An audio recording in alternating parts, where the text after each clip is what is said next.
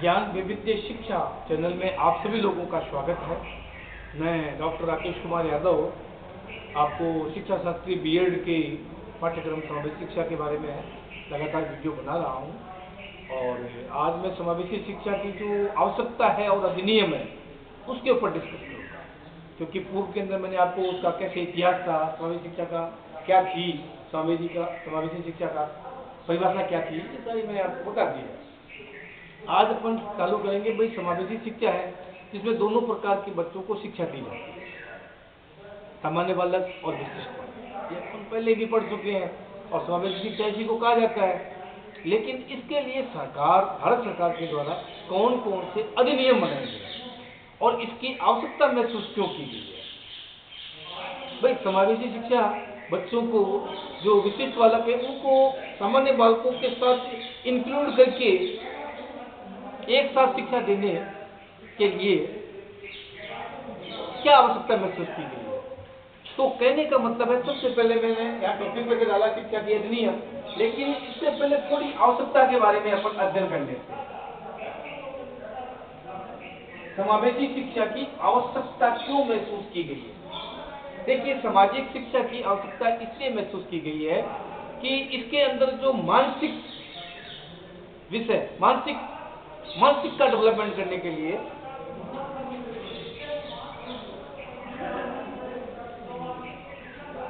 और नंबर 2 इसमें क्या लिखोगे, इसके अंदर सामाजिक और शैक्षिक एकीकरण के लिए, सामाजिक एकीकरण,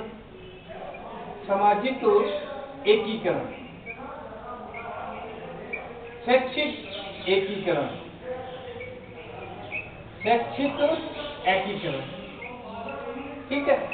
तो मानसिक विकास के लिए इसे महसूस किया गया, समावेशी शिक्षा को सामाजिक एकीकरण के लिए महसूस किया गया, शैक्षिक एकीकरण के लिए किया गया, समानता की अनुपालना करने के लिए किया गया, समानता की अनुपालना,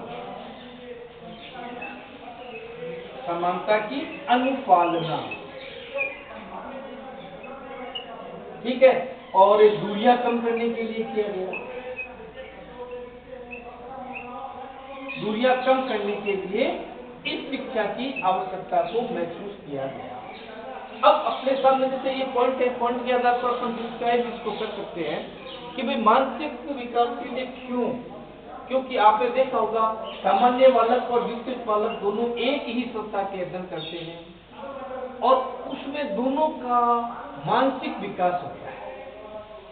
देखिए, हो सकता है सामान्य बालक अपने आप को ये महसूस करें कि मैं टैलेंटेड हूँ और मैं आगे ज़्यादा डेवलप कर रहा हूँ, और ये विशिष्ट बालक हैं, ये तो मेरे विकास के लिए बाधक है ना। और विशिष्ट बालक ये सोचे कि मेरे लिए ये बाधक है क्योंकि मैं धीरे स्लो रूप से कोई चीज़ कैच कर पाता हूँ।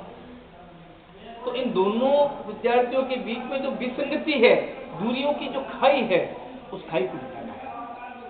हमें सबसे पहले इस चीज को मिटाना पड़ेगा कि भाई इन लोगों के बीच में जो खाई बनी हुई है, जो भेदभाव बना है, वो उसको मिटाना पड़ेगा। देखिए, ये मान के चलिए आप विशिष्ट बालक के अंदर भी कुछ न कुछ अलग से प्रतिभा होती है। हो सकता है वो अंधा हो, लेकिन उसकी जो एकाग्रता है ना, वो एकदम सामान्य बालक से अलग होगी।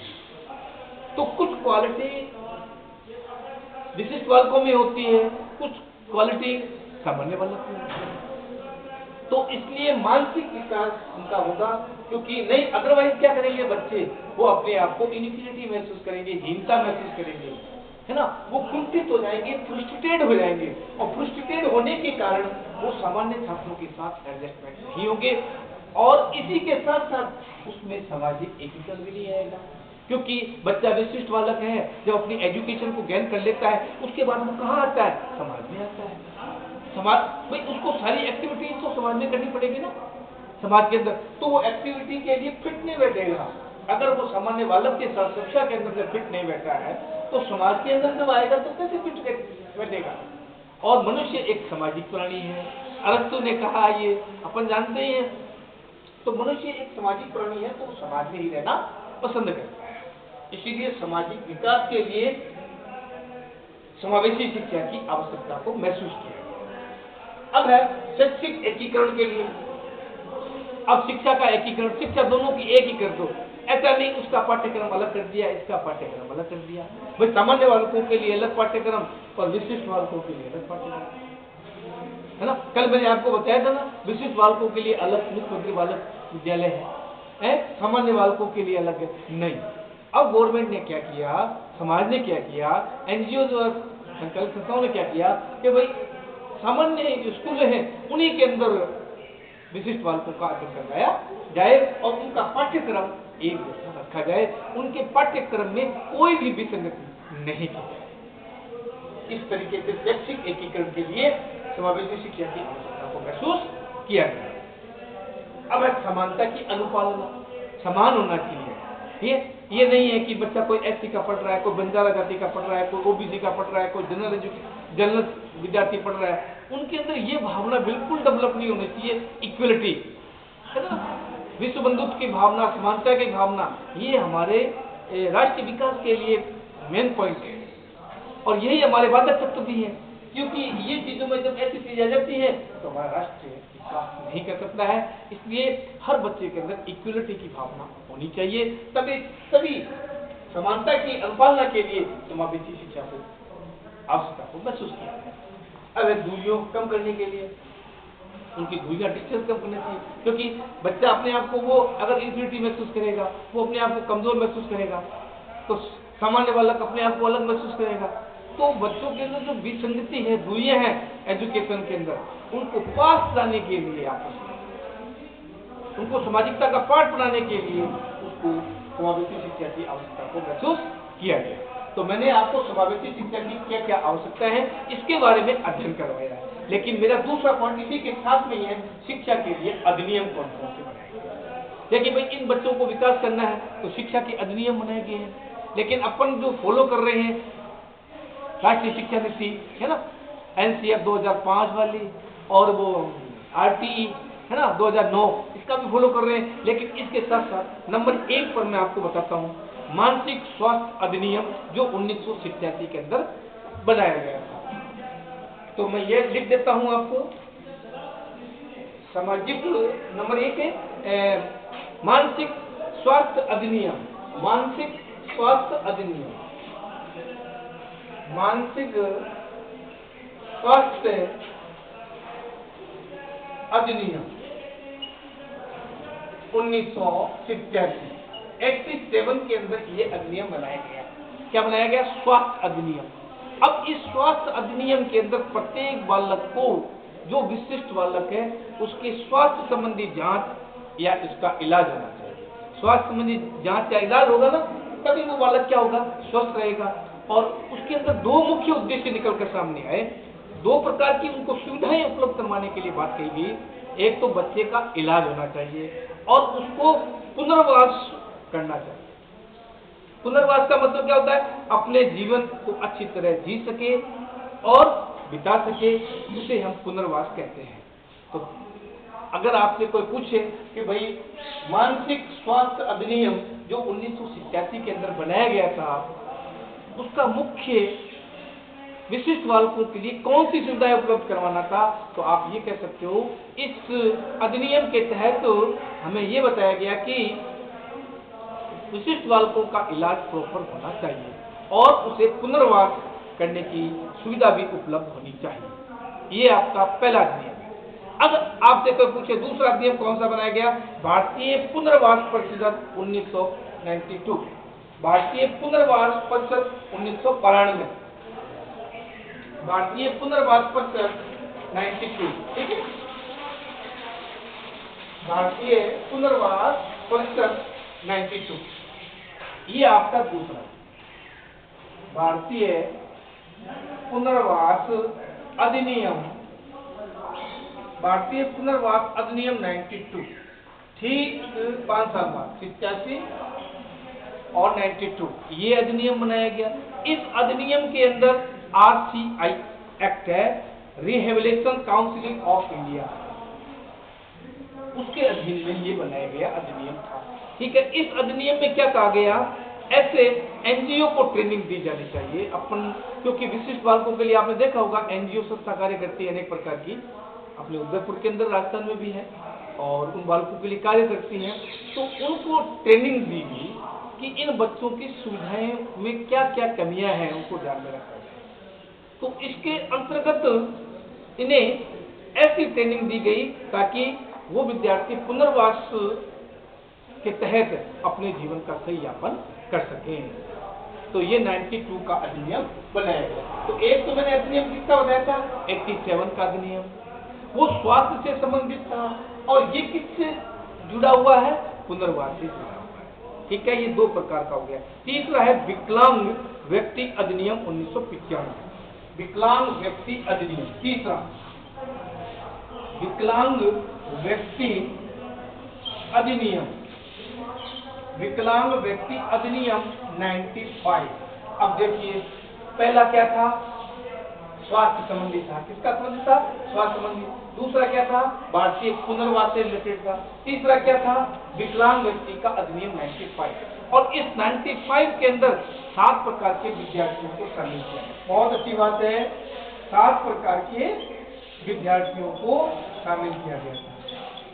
7 प्रकार के विद्यार्थी कौन से, बहरे हैं, गूंगे हैं, ऐसे 7 प्रकार के अधिनियम बनाया गया था। लेकिन अगर कोई आपसे पूछे विकलांग व्यक्ति के लिए अधिनियम 1995 में 7 प्रकार के विद्यार्थियों को शामिल किया गया था, तो 2016 के अंदर उसमें बनाया गया था, उसके अंदर बताते हैं 21 प्रकार के विद्यार्थियों को शामिल किया गया। 2016 के अंदर जो लेटेस्ट है, उस 2016 के अधिनियम के अंतर्गत कितने प्रकार के विद्यार्थियों का समावेश किया गया था, 21 प्रकार के विद्यार्थियों का समावेश किया गया। और जो आपका 95 के अंदर जो अधिनियम बनाया गया था विकलांग बालकों के लिए, उसमें 7 प्रकार के विद्यार्थियों को शामिल किया गया था, जिसमें अंधा बालक है, अल्पदृष्टि बालक है, श्रवणबाधित है ना। इस प्रकार इस अधिनियम की ये विशेषता थी, कितने प्रकार के विद्यार्थियों को शामिल किया गया। फिर आपका अधिनियम बना राष्ट्रीय न्याय अधिनियम। राष्ट्रीय न्याय अधिनियम ये बना था आपका 99 के। नंबर 4 राष्ट्रीय न्याय अधिनियम।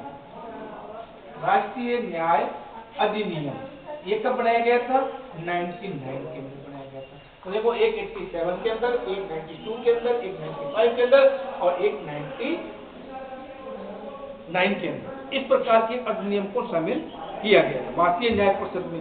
इसमें 9 प्रकार के, कितने, 9 प्रकार के, इसमें 7 प्रकार के विद्यार्थी थे और इसमें 9 प्रकार के, यानी 2 और बढ़ गए, 9 प्रकार के विद्यार्थियों को शामिल किया गया था। किसमें, कौन से अधिनियम के अंतर्गत, 99 के अधिनियम के अंदर 9 प्रकार के विद्यार्थियों को शामिल किया गया, जिसमें एक तो जो होते ना लकवे वाले विद्यार्थी, उनको शामिल किया गया है ना, लकवे वाले विद्यार्थियों को।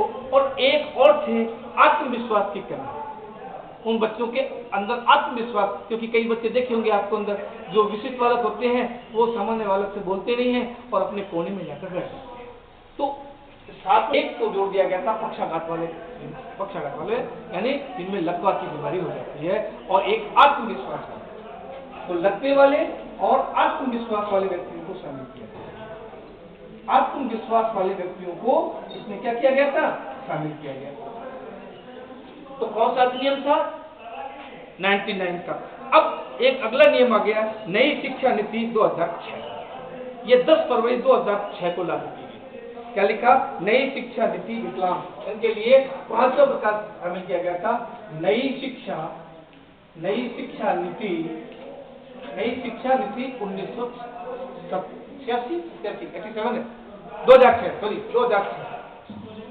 2006, क्योंकि एनसीएफ 2005 में आया था ना, एनसीएफ 2005। उसके बाद 10 फरवरी 2006 को विकलांग बालकों के लिए 2006 के अंदर एक और अधिनियम बनाया गया। और इस अधिनियम के अंतर्गत क्या कहा गया था, इसमें सामाजिक और सशक्तिकरण मंत्रालय द्वारा इसे लागू किया गया। सामाजिक और सशक्तिकरण मंत्रालय द्वारा इसे लागू किया गया था 2006 के। इसमें एक प्रावधान और किया गया था, इसमें जो विशिष्ट बालक हैं उनको नौकरियों के अंदर 3% आरक्षण भी दिया गया था। इसीलिए अपन ये भी कहते हैं 3 दिसंबर को अपन विकलांग दिवस के रूप में, भारतीय विकलांग दिवस के रूप में 3 दिसंबर को मनाया जाता है। ये क्वेश्चन कई बार पूछा गया भी है कि भारतीय विकलांग दिवस कब मनाया जाता है? 3 दिसंबर को। और ये कौन से मंत्रालय के अंतर्गत कार्य करता है? तो अपन ये कहेंगे सामाजिक और सशक्तिकरण मंत्रालय के द्वारा कार्य किया। और इसमें क्या किया गया था? 6 से 18 वर्ष तक के बालक बालिकाओं को क्या किया गया था? शामिल किया। 6 से 18 वर्ष तक के बालक बालिकाओं को उसमें क्या किया गया था? शामिल किया। इस प्रकार अगर देखा जाए तो मैंने आपको देखो कौन कौन सी अधिनियम बनाए हैं। एक तो मैंने बताया है ये स्वास्थ्य अधिनियम जो 87 के अंदर हुआ था। दूसरा मैंने भारतीय पुनर्वास अधिनियम 92 के अंदर बताया था। तीसरा मैंने विकलांग व्यक्ति का अधिनियम 1995 में, जिसमें 7 प्रकार के विद्यार्थियों को शामिल किया गया था। फिर उसके बाद राष्ट्रीय न्याय अधिनियम जो 1999 में था, उसमें 9 प्रकार के विद्यार्थियों को शामिल किया गया था। और इस प्रकार और 2016 के अंदर 21 प्रकार के विद्यार्थियों को शामिल किया गया था। तो आज मैंने आपको किस किस के बारे में बताया था? एक तो मैंने बताया था आपको आवश्यकता, और एक मैंने बताया था इसके लिए कौन कौन से अधिनियम बनाए गए हैं। अब इसमें देखो ये अपने को विशेष ध्यान रखना पड़ेगा, इसकी आवश्यकता, उद्देश्य क्या है।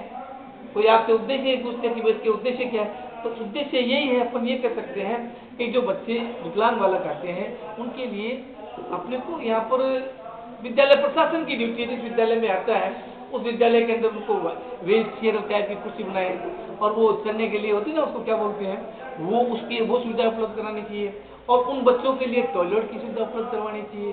तो आजकल वर्तमान परिप्रेक्ष्य में अगर देखें तो इस प्रकार की शिक्षा उपलब्ध करवाई जाने लगी है।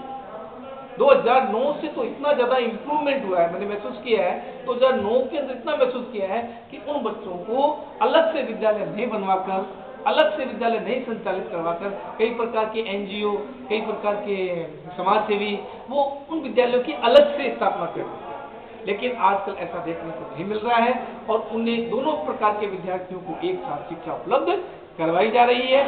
और मैं इस प्रकार से आपको यही कहूंगा कि इस शिक्षा पद्धति के अंदर हमारा सामाजिक जो विकास होगा बहुत ज्यादा होगा, बच्चों का बौद्धिक विकास होगा, बच्चे अन्य जो को एक्टिविटीज है उस को एक्टिविटीज के अंदर वो क्या होंगे? शामिल होंगे। जब को एक्टिविटीज के अंदर शामिल होंगे तो बच्चे इन चीजों को समाज की एक नई दिशा देंगे।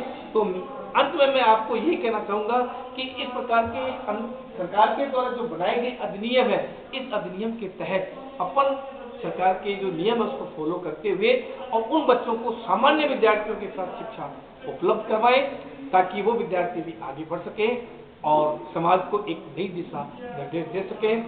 इस प्रकार मैं अंत में यही कहना चाहूंगा और इस वीडियो को आप लोग शेयर करें और शिक्षा शास्त्री या बीएड के विद्यार्थियों को आपस में बताएं कि समावेशी शिक्षा के बारे में मैंने आपको क्या बताया।